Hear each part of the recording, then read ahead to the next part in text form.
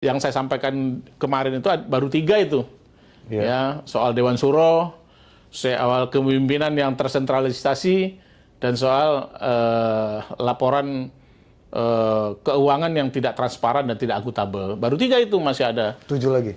18 lagi. 18 lagi. Janganlah gitu. Awalnya saya kaget juga, Mas.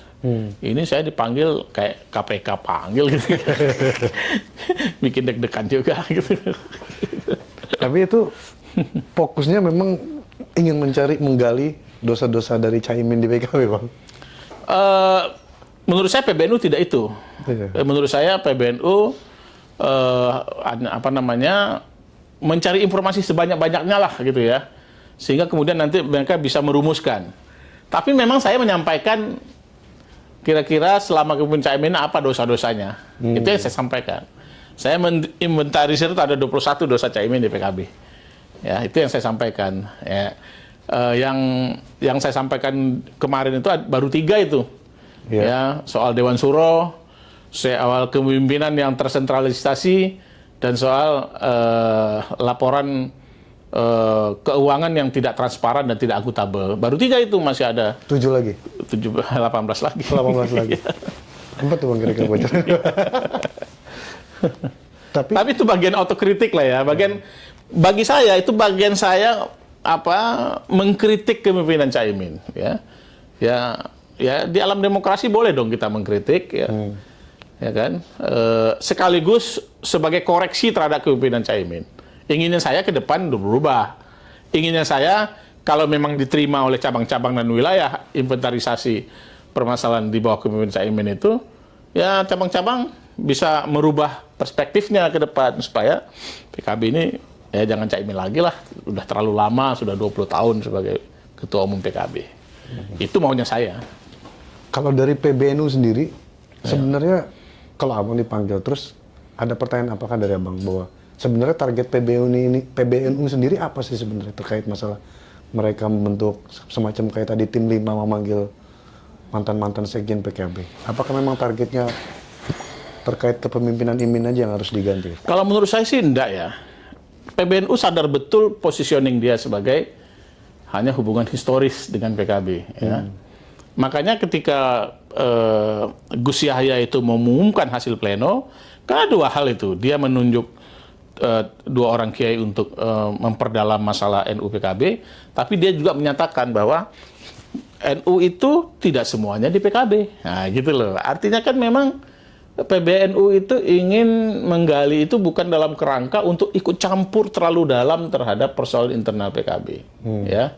Tetapi sebagai seorang bapak yang melahirkan atau seorang ibu yang melahirkan PKB, dia punya tanggung jawab moral untuk melakukan koreksi terhadap positioning PKB hari ini. Nah, itu yang saya tangkap. Makanya waktu pertemuan itu saya bilang, Pak Kiai, saya bilang, yang paling bisa dilakukan oleh PBNU terhadap PKB hari ini adalah membuat sebuah kesimpulan dan seruan moral yang kuat kepada PKB. Supaya PKB-nya berubah di masa yang akan datang. Saya bilang begitu. Ya. Nah, tapi kan kemudian macam-macam kan disikapi, wah ini PBNU mau ngambil alih, PBNU mau ikut campur, nggak ada hubungan antara PBNU sama PKB. Nah, itu artinya kan mereka tidak memahami sebenarnya. Diundang aja nggak datang, saya dengar Hasan nggak datang. Diundang aja sama PBNU, Hasan nggak datang, Sekjen nggak datang. Dan DPP PKB hari ini juga kayaknya berniat boykot lah terhadap undangan PBNU ini. Mereka menganggap nggak penting, mereka menganggap nggak ada hubungannya. Memang nggak ada hubungannya. Tapi perlu diingat ya, perlu diingat bahwa di samping mempunyai hubungan historikal yang kuat ya antara PBNU dengan PKB, karena PKB itu memang dilahirkan oleh PBNU secara formal dengan cara membentuk tim 5, di SK-kan oleh PBNU, ditangani oleh Suriah dan Tanfiziah. Saya lihat itu suratnya, ya Kiai Sahal menandatangani sebagai Rais Am, Gus Dur menandatangani sebagai Ketua Umum Tanfiziah. Sebenarnya PBNU punya hubungan yang lain juga ya, yang berbeda dengan partai-partai yang lain. Apa itu? Hubungan konstituen. Ya, hubungan konstituen. Hubungan konstituen ini diatur di dalam Undang-Undang Nomor 2 Tahun 2011 tentang partai politik. Coba kita baca pasal 34, ya. Jadi itulah bedanya PKB. Saya bilang bedanya PKB dan PAN dengan partai-partai yang lainnya. PKB punya PBNU yang melahirkan, PAN punya PP Muhammadiyah yang melahirkan, ya. Sehingga kemudian di dalam undang-undang partai politik itu menyebutkan bahwa ada satu yang kadang orang lupa, bahwa konstituen itu punya hubungan yang erat dengan partai politik. Tapi hanya ada dua kewenangan konstituen terhadap partai politik itu. Satu adalah ketika mau mem-PAW, mengganti anggota DPR, kan konstituen berhak itu menyampaikan aspirasinya, oh ini anggota DPR dari PKB ini tidak aspiratif terhadap konstituen. Nah ini harus diberhentikan. Itu ada prosesnya. Yang kedua adalah soal laporan pertanggungjawaban keuangan. Itu diatur di dalam undang-undang partai politik. Konstituen berhak meminta transparansi dan akuntabilitas. Konstituen berhak untuk meminta pertanggungjawaban terhadap penggunaan dana-dana partai, penggunaan dana pemilu, penggunaan dana pilpres, penggunaan dana pilkada. Ya. Nah kebetulan konstituen PK memang tidak diatur dalam partai politik itu. Konstituen itu siapa sih perwakilan konstituen itu nggak diatur. Tapi kalau PKB itu jelas bahwa memang tidak semua NU memilih PKB, tapi semua yang memilih PKB itu pasti NU.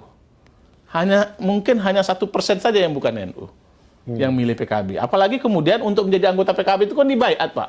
Baiat Ahlus Sunnah wal Jamaah ala Nahdiyah gitu. Saya berjanji. Nah, itu artinya orang kalaupun bukan NU masuk PKB, dia dibaiat sebagai anggota PKB sebagai NU. Nah, itu artinya 100% konstituen PKB itu adalah NU. 100% konstituen PKB itu adalah, belum tentu NU itu semua PKB kan. Nah, yang paling representatif mewakili konstituen siapa? Ya PBNU. Gitu. Itulah bedanya PKB sama PAN. Ada perwakilan konstituennya. Gitu. Jadi keliru selama ini Jazil mengatakan tidak ada hubungan, ya. Wah, nggak bisa ikut campur. Bisa. Dalam undang-undang partai politik, baca dong undang-undang partai politik ini. Saya ini pansus partai politik, Pak. Pansus undang-undang partai politik. Saya tahu di mana undang-undang itu spiritnya itu menghubungkan antara konstituen dengan sebuah partai politik. Gitu. Jadi ada hubungan historikal, ada juga hubungan konstituen. Ada lagi sebenarnya hubungannya apa? Hubungan ideologis. Karena apa? Karena kader-kader PKB itu, begitu dia menjadi anggota PKB, dia dididik, dia didiklat dengan nilai-nilai Ahlus Sunnah wal Jamaah. Jadi kan ideologinya memang harus diperjuangkan adalah ideologi Ahlus Sunnah wal Jamaah. Nah, gitu. Kira-kira begitulah. Bang, kalau kita melihat dari dari bantahan dari Caimin sendiri, dari Gus Jajil, kan dibilang mereka menyerang balik ini PBNU, ini juga udah keluar kita. Mereka ini kan ormas keagamaan ya, keagamaan aja, ke masalah keumatan. Politik ya PKB, dengan mencampuri urusan internal PKB, ini kan sudah berpolitik praktis. Buat apa gimana? Iya, memang iya. Makanya saya sampaikan juga ke PBNU waktu saya dipanggil. Saya bilang, nggak bisa PBNU misalnya mau take over, ambil alih PKB, bikin muktamar sendiri, itu nggak bisa. Ya. Yang kalau mau bikin muktamar, ya harus PKB sendiri yang bikin muktamar, saya bilang. Karena urusan internal partai politik itu, perselisihan internal partai politik itu diselesaikan berdasarkan aturan hukum yang berlaku di partai politik tersebut, ADART maupun lembaga-lembaga yang ada di dalam partai tersebut. Ya, itu memang benar.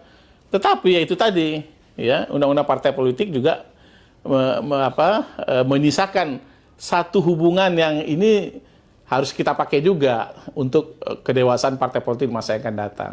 Apa itu? Hubungan konstituen. Ya, hubungan konstituen inilah yang sebenarnya bisa. Artinya begini, menurut saya, PBNU boleh meminta PKB diaudit, ya, keuangannya, karena ada di pasal 34 Undang-Undang Nomor 2 Tahun 2011. Perwakilan sebagai perwakilan konstituen, PBNU boleh meminta audit ini keuangan PKB, dana pemilunya, dana partai politiknya, dana pilpresnya, dana pilkadanya. Ya. Nah, Begitu ada permintaan PBNU itu, ya silahkan harus diaudit, sudah diumumkan kepada publik. Ya. Terserah mau terbuka atau mau tertutup antara PBNU dan PKB. Ya. Seruan moralnya itu saja yang bisa dilakukan oleh PBNU. Di samping misalnya itu tadi, wah ini PKB ini sekarang sudah tidak aspiratif, misalnya PKB ini keluar dari ruhnya karena PKB sudah tidak memakai lagi Dewan Suro sebagai mandatori muktamarnya atau tidak dipertimbangkan sebagai hal yang penting lagi di PKB. Nah itu kan bagian seruan-seruan moral. Ya. Jadi itu yang saya sampaikan di depan tim yang memanggil saya itu. Saya kira PBNU menyadari itu kok. Makanya kesimpulan dari pertemuan saya dengan PBNU itu adalah saya menyarankan kepada PBNU untuk memberikan seruan moral yang sekuat-kuatnya kepada PKB untuk kemudian PKB bisa berubah di masa yang akan datang.